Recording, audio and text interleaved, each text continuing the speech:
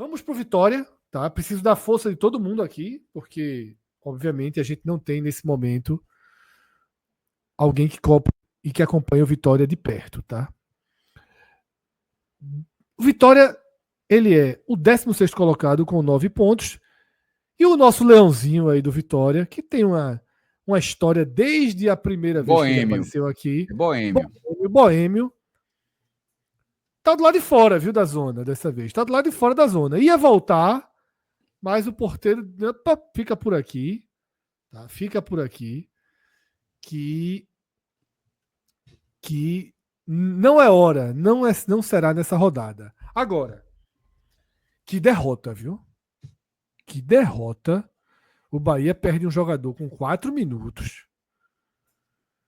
O Vitória, ele pena o jogo todo, fica atrás, pressiona, gera, faz o seu gol e aí toma outro. Pô.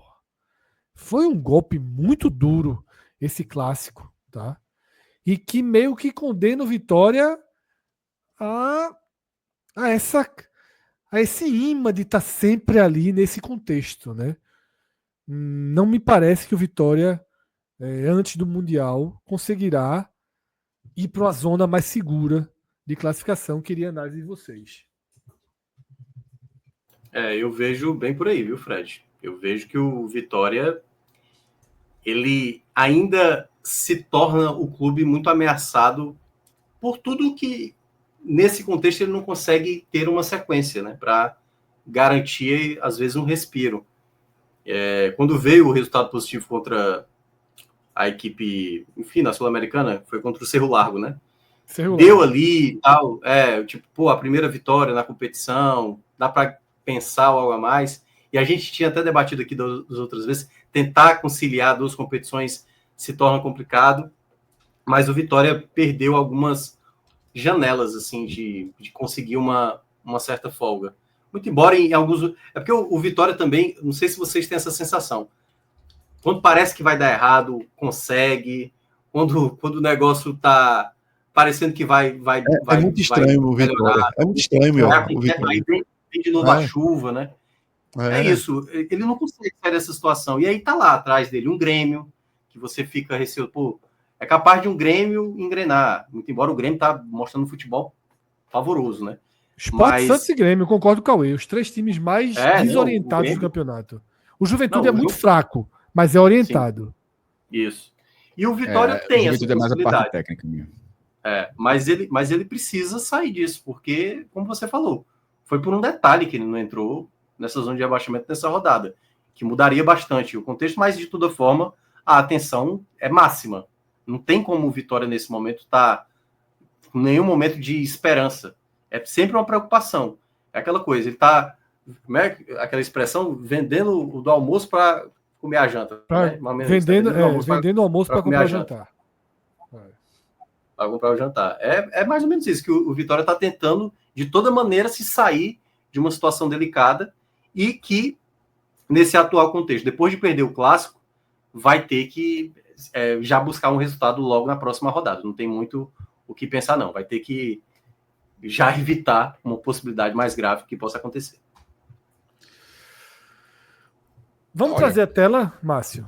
Trazer uma tela aqui, Cássio, para balizar seu próximo comentário, tá? Só para deixar aqui na tela, que é uma largada muito dentro da média do que o Vitória fez de 2014 para cá. Exatamente, dos últimos 10 anos. Ano passado, pouco abaixo, tá? Mas nesse momento já na curvinha de recuperação, mas melhor, né? Igual a melhor largada dos 10 anos, mas no bojo, Cássio, dentro da média.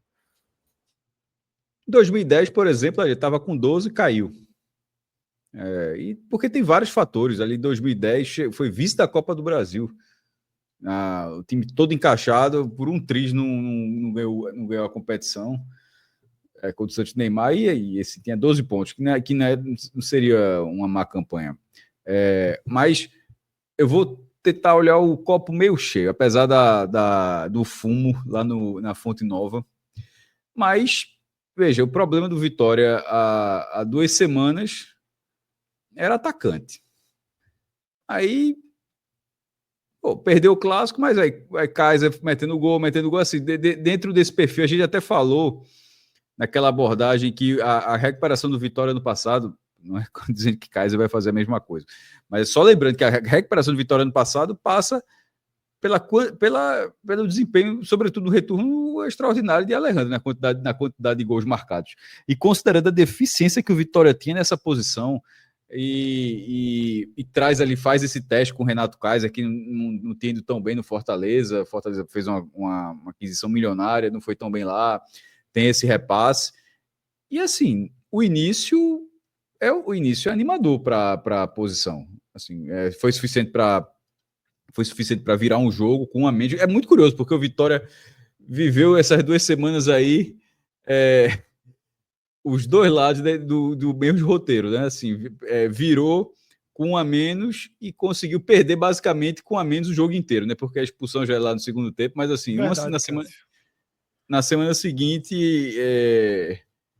tinha um cenário completamente favorável dentro do campo, né? Obviamente tinha 47 mil pessoas torcendo contra a pressão, isso atrapalha.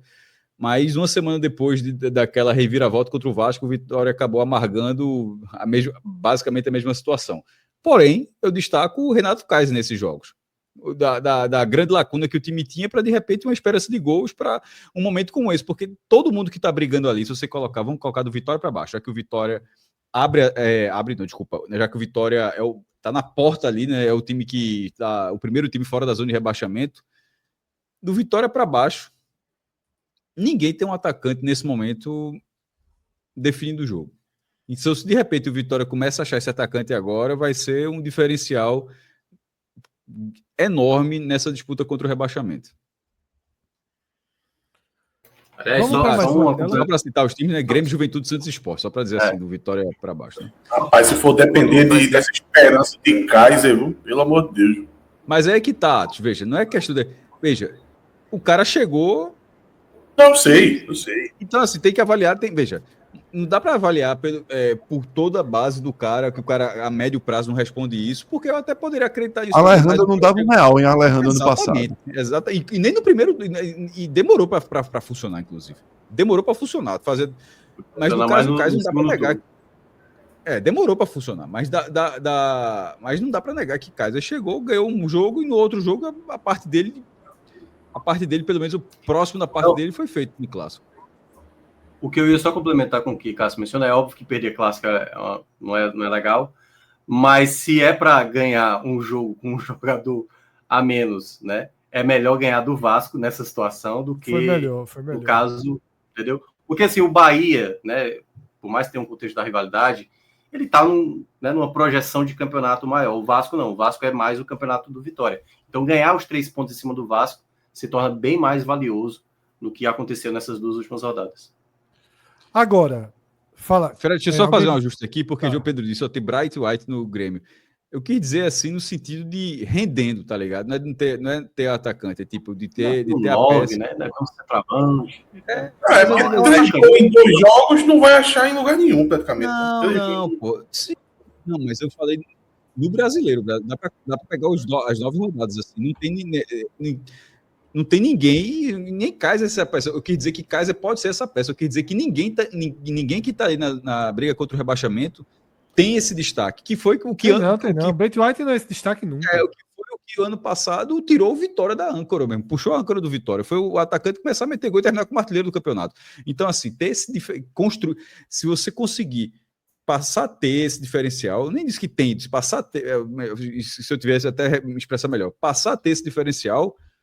Pode ser o ponto forte do Vitória, porque era uma lacuna do Vitória. E o Grêmio, ainda que tem um jogador renomado dessa forma, no brasileiro, nem Grêmio, nem Juventude, nem Santos, muito menos o Sport, tem uma peça assim. Perfeito. Aqui a gente tem na tela a tabela imediata do Vitória. E é uma obrigação esse jogo contra o Santos. Né? O Santos tem 0% de aproveitamento como visitante. 0%. Depois do Santos, o Vitória pega o Corinthians na Neoquímica Arena e o Cruzeiro no Barradão, antes de parar para o Mundial. E quando voltar do Mundial, é Inter e Botafogo fora. Tá? Ou seja, esse jogo do Santos, assim, é uma espécie de balão de oxigênio, né? Você garantir um oxigênio ali pro que pode vir depois, né? A Se não tabela. ganhar do Santos, meu amigo, se não ganhar do Santos, olha, veja só. Olhe para o esporte e veja ele virando mas quase um esporte. para sorte do Vitória, vai ter a parada para o Mundial. Porque se fosse na sequência, eu acho que seria. Tipo, se não para, vai do jeito que tá, o time esse aí, sem reforço, sem nada, seria muito chato.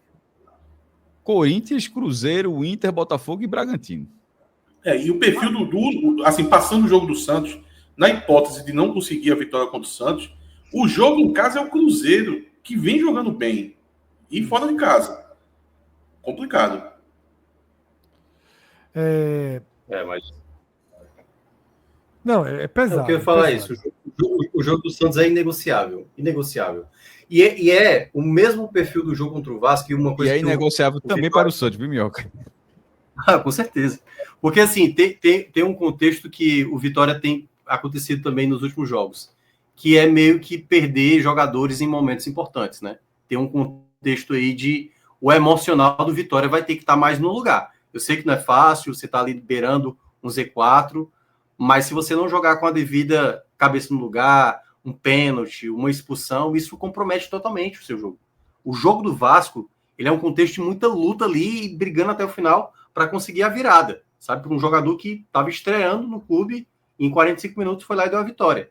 Mas esse resultado que o Vitória vai precisar ter jogando dentro de casa contra o Santos, ele é quase como um jogo do respiro total, assim. Eu não sei se ele volta ao Z4, mesmo enfrentando Corinthians e Cruzeiro, mas sem esse jogo, esse resultado positivo contra o Santos, eu acho que é difícil imaginar o Vitória não entrando no Z4. Eu acho que a tabela é muito determinante para isso mesmo, tá? Vamos para mais uma tela, por favor. Detalhe que só para nesse jogo com o Santos, Minhoca, só para olhando a tabela, lembrando que Grêmio e Bahia é antes, né? Assim, então talvez o Vitória ele pode começar essa rodada já pressionado a sair da zona de rebaixamento, na verdade. Não é nem que se não vencer, entra. Talvez ele já comece o jogo dessa forma. Agora, a gente tem aí um cenário de um histórico a favor, tá? A história está a favor. Às vezes são distorções. Vale o registro, viu, Fred? 2h44. Vê quem chegou. Denis, Tricolor, Guerreiro. E chegou na hora certa. Já. Já. Inclusive. É o ponto. É impressionante, meu irmão. É um monstro. Guerreiro aí. Mas a história joga a favor, tá? Até hoje, 18 times fizeram 9 pontos em 9 rodadas e só 3 caíram. O Botafogo de 14, o Goiás de 15 e o Botafogo de 2020. Ou seja, 9 pontos é perigoso, mas a turma tem conseguido sobreviver com essa pontuação, né? Mas será que não é uma distorção, como tu dissesse? Posso até ver aqui, viu, Atos? De 9 a 12, tá? Vou colocar aqui de 9 a 12. Aumenta para 23. Mas tem uma carinha de distorção. Mas o que eu ia falar também é sempre bom a gente olhar o perfil, né, dos clubes, né? Porque você tem o Figueirense, o próprio Sport 2017, ali o Botafogo 2006 não era o Botafogo de hoje. O Vasco 2019 é mais um Vasco atual, mais próximo desse Vasco atual. Então tem muito perfil aí de clube parecido, mas também com pontuação ali, né? Porque, por exemplo, você pega o Figueirense com 43, qual é a garantia que você pode ter que 43 esse ano vai de fato escapar, né? É muito arriscado. O campeonato também. ainda não desenhou nada nesse sentido. Mas é bem complicado aí para... Enfim, tem esse cenário aí positivo, mas é de muita atenção. Perfeito, tá?